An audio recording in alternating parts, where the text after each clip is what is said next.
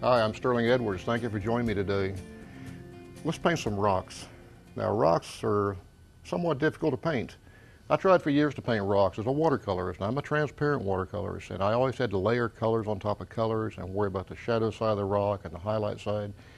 And it just seemed like I had a tendency to very quickly overwork the shapes. The rocks wound up being very muddy looking. They were quite often overworked, and and quite frankly, and I can honestly say, they looked more like a field full of potatoes than they did a field full of rocks. And then I learned a very interesting way of painting rocks using a credit card. It sounds crazy, but these are credit card rocks. And the technique works beautifully because what we're going to do is we're going to lay a lot of color in, and we're going to use a credit card as a squeegee to displace and scrape some of the color off of the rock shapes. It's a fun technique. In fact, this is one of the most famous techniques I teach at my workshop. Every workshop I do, people say, show us the credit card rock technique. It's a fun way to play with it. And whether you're painting a full landscape or just doing a study of some rocks, you'll find this very interesting. In addition, these rocks are also very colorful. They're not just brown and gray like you typically would think of painting a rock. These rocks have beautiful colors in them and interesting shapes. And I think you'll find this kind of, at the very least, very fun to play with. Let's take a look at some of the colors we're going to use first. Over at my palette, I just have a nice variety of cool and warm colors. These are My Mary paint. They're very nice Italian paint. And when I paint rocks, I like to put lots of color in them. I don't want just a brown or a gray rock. So let's start mixing a few colors. This is permanent violet bluish, very deep, very rich violet. This is a color called Avignon orange. It almost has a Mars red kind of look. And this color, when mixed with the violets, is very beautiful. And if you'll notice, I'm mixing a lot. Very, very thick, rich puddles of paint. I don't want these to be too watery. Let's really put some color in it. Rinse the brush out. Let's also take this. This is a color called green blue.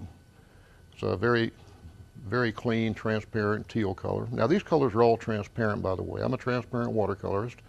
So I really try to capitalize on the white of the paper shining through my colors. That's why I use a lot of transparency.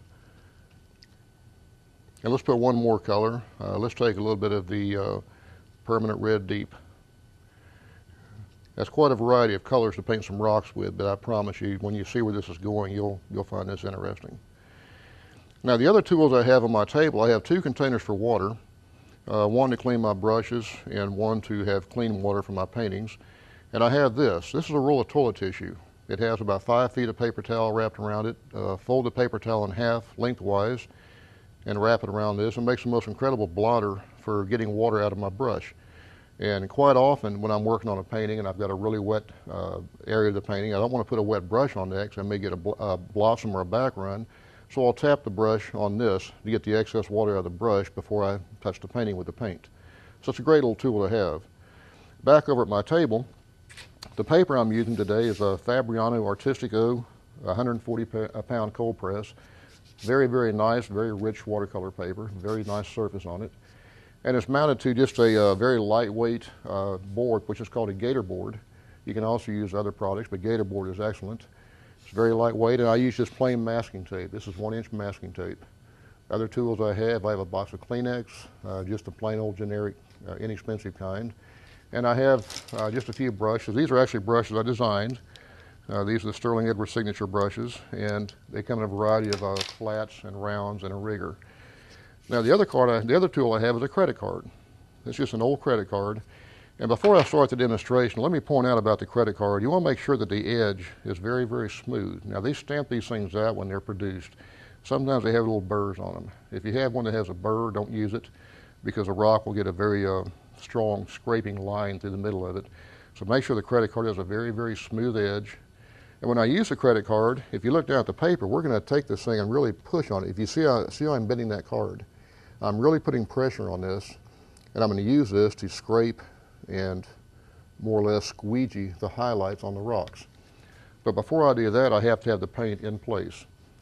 Now, when you paint rocks, let's just, right now, we're going to set up a little variety of rock shapes.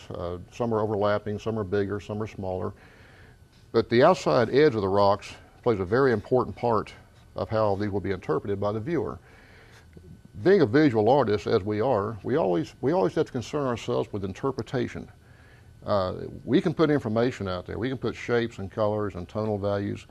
But what we're really trying to do is we're trying to get people to interpret what we give them and make their own decisions as to what it is. So the outside edge of any shape is extremely important. And I really focus on this in my workshops, that the outside edge is really more important in any shape than what goes on inside the edges. The outside edge tells a story. So here I'm making just a nice variety of rocks, different sizes. And I'm trying to keep the shapes interesting. So the eye kind of goes up and over. There's some diagonals, comes down a little bit. And some of these rocks will be overlapping others, like so. And down at the bottom, of course, maybe they're nestled down inside some grass. So we're just indicating where some grass is. That's a very simple little drawing. The rocks are different sizes. They do overlap a little bit. And we suggest that there's a little bit of a grassy ground they're sitting on. The next step now is to start putting the color in. Now this is where it gets fun, because all those really bold, vibrant colors we mixed, we're going to charge these colors as we go. In other words, we'll put one color in. While that's wet, we'll drop another color into it and let the colors all just kind of fuse on their own. Put them in very rich. This is no time to be timid. Really put some color on these rocks and let the colors all merge till you get just a good variety of colors. It'll be very dark, but that's what we want, because that dark color is going to be the shadows on the rocks. We're going to scrape out the light on the rocks. So let's begin. Let's come over to the palette real quick and load this brush up. I'm using a 1-inch flat brush, and let's start with some of the pretty Avignon orange. And I'll be going back and forth quite frequently on this palette, just going from one color to the next. And I'm not trying to paint each individual rock. We're looking right now at just getting color on here. So it's not important that I paint this rock orange and paint this one purple. We don't want to go that route. We want to just get a lot of color and get it on very quickly. Now I'm putting some violet into it. And I am trying to stay somewhat within that outside edge. If I go a little bit outside the pencil line, that's not the end of the world. Pencil lines are there just as a guide to kind of guide us along as to what the shapes will look like. Now here we're using some green blue. And again, I'm kind of working it into the other colors I have. At the base, I'm just putting a few suggestions of almost like negative grassy shapes. Let's take some of the red and drop that in too. And you see I'm just going back and forth across the shapes I'd already painted, putting a few new applications of color in. And I really hope you can see how thick I'm putting this paint on. This color is very, very intense.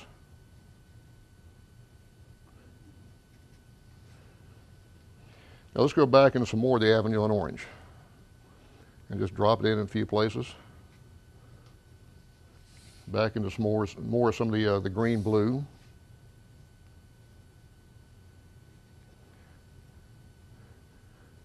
That's a pretty good variety of colors. And again, we're just kind of making some negative shapes at the base of the rocks that would suggest that they're nestled in the grass.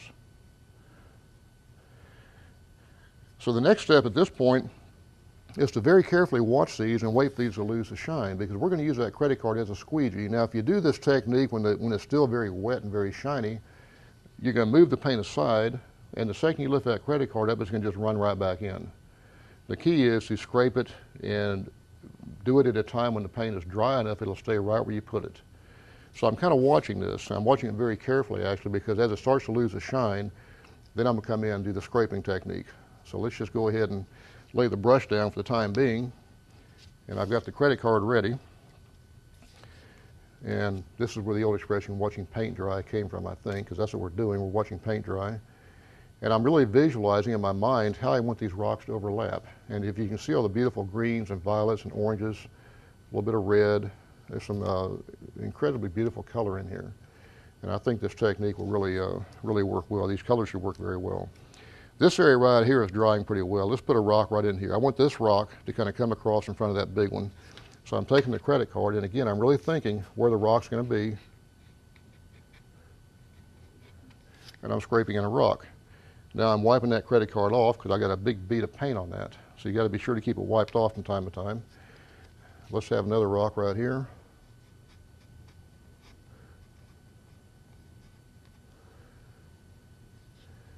And if you can see that little puddle of paint, that's almost telling me that it's still a little bit too wet. Let's give it a couple more minutes. When you start getting these little puddles of paint like this, the paint is still relatively fluid. We want to make sure that it's in that very almost pasty, semi-wet state. So we're going to wait a couple more minutes and we'll scrape in some more. But you can already see some of the technique. Now what's interesting about these rocks, those colors I put down originally, you see little nuances of color. There's some greens, there's some grays, there's some violet and red, a little bit of orange. These colors all kind of peek through, but then these areas down here where I lifted the card up, you get that nice deposit of paint that's very dark. It almost looks like cracks and crevices in the rock. I've tried painting rocks like this with a brush. I can't not do it. I mean, I don't think, nobody can paint a rock like this with a brush. It just doesn't work. This technique is so simple and so much fun to do. It's one of my favorite techniques. And a lot of times I'll paint a snow scene, for example. And I got this beautiful field of snow with a couple of trees, and I'll just throw in some color, scrape a couple of rocks, like a little rock face or something like that. It's amazing how it changes the whole look of the painting. It's a wonderful technique. Now let's try it again. It's starting to dry a little bit better. Let's take this big rock right here.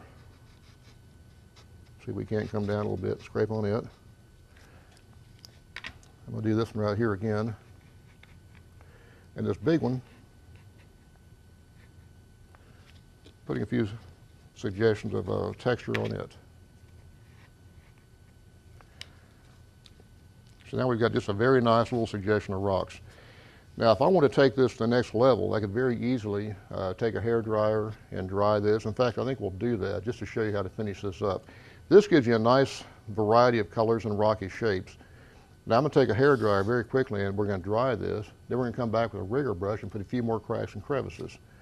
And I think you'll be surprised at the wonderful effect you get. But before I do, let's put one more right here.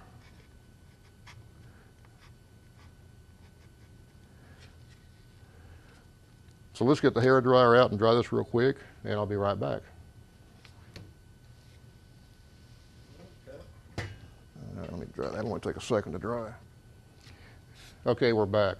It only took a few minutes to dry this, and which brings up another question. A lot of times in workshops, people say, if you use a hairdryer, does it damage the painting, or does it, you know, in a negative way affect the way the paint dries?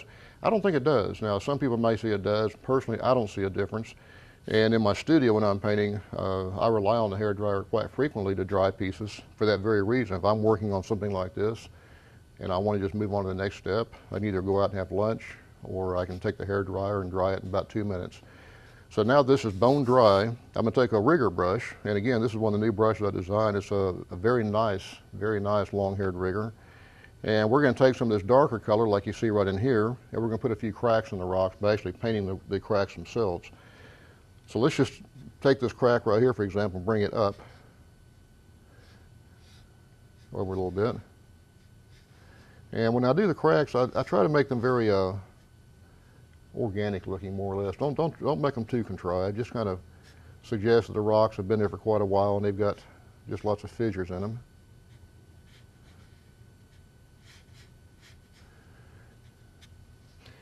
As long as we have that rigger brush, why not just go ahead and put a few blades of grass sticking up too, up in this area.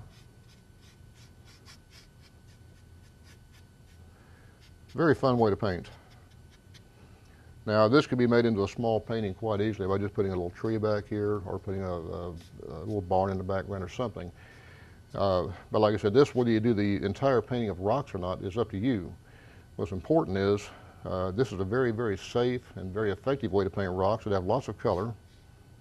And I can promise you some of your artist peers will look at that and try to figure out how you did it. They won't guess it. Maybe they'll see this demonstration. Because first time I ever saw this, I had no idea how it was done. I was very enthralled with it. I thought it was just a fantastic technique. But that gives you a good idea on how to paint just a very simple rock that has lots of color, lots of shape, lots of form, and lots of character and texture. I'm glad you joined me today. If you get a chance, keep your eyes open for these new brushes. They'll be available very soon. And also, I hope you'll take a few moments to visit my website, sterlingedwards.com. And when you're there, be sure and check my calendar. I'm doing workshops all over the U.S. and Canada. I might be doing a workshop near you in the future, and hopefully I'll get a chance to meet you. Thank you very much.